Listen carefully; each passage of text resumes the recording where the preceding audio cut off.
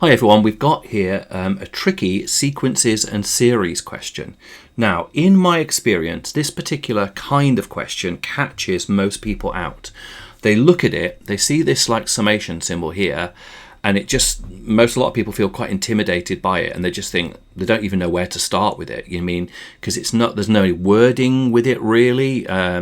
It's just to show that one. We don't know whether it's a geometric sequence. We don't know whether it's arithmetic.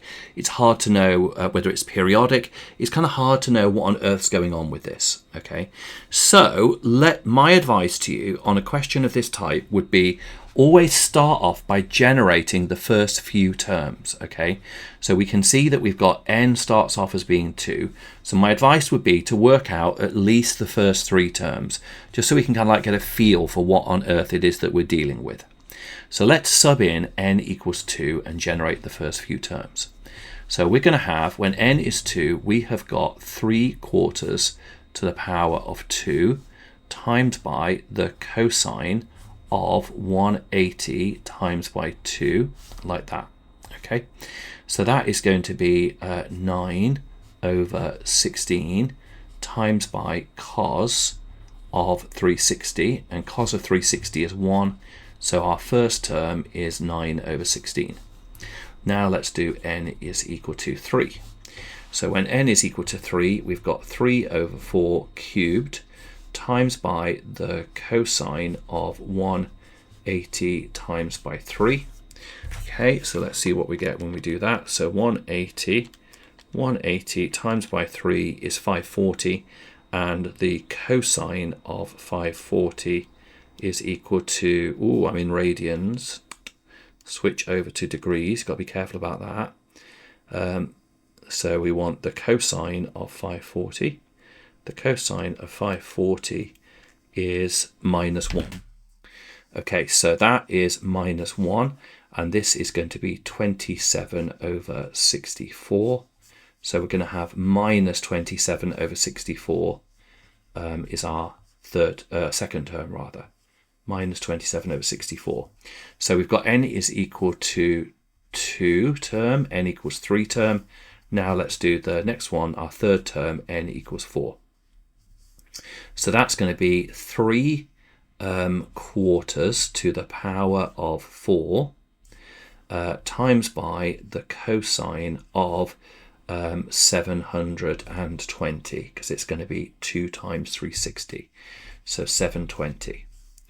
Now the cosine of 720 is 1, and 3 to the power 4 is 81, and 4 to the power 4 is 256. So that is 256 over 81 over 256. Okay, so let's bring that together. So we found that the first 3 terms of our sequence are 9 over 16 minus 27 over 64 and 81 over 256. 81 over 256.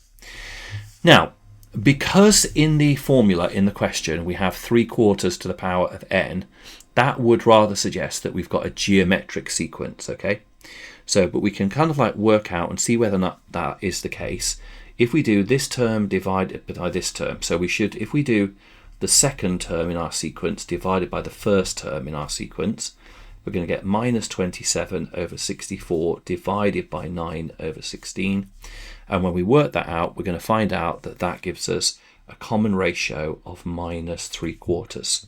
Let's check that by dividing the third term by the second term. So if I do 81 over 256 divided by minus 27 over 64, you'll find that again you get minus 3/4. So we can be confident that we have a geometric sequence in which our common ratio is minus 3/4. So that's the first thing, okay? We've generated the first 3 terms from which we've been able to establish that we have a geometric sequence that has a common ratio of minus 3/4. We know the first term A is 9 over 16, so therefore we can now find the sum to infinity for our sequence. In the formula booklet, we're very generously given the formula for the sum to infinity. So there's the formula for the sum to infinity. It's a over 1 minus r. So let's put that information in now.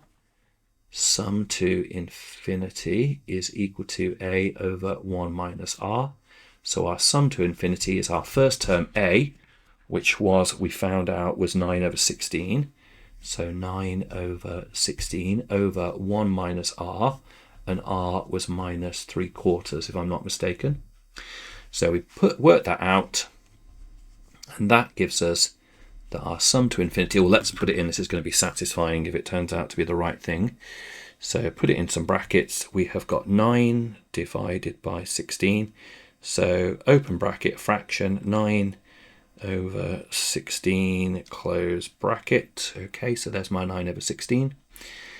And that is going over 1 minus open bracket minus 3/4, so minus 3 over 4 close bracket. Okay, and here's our big reveal. That is 9 over 28. It's exactly what we're aiming for, is 9 over 28 as required.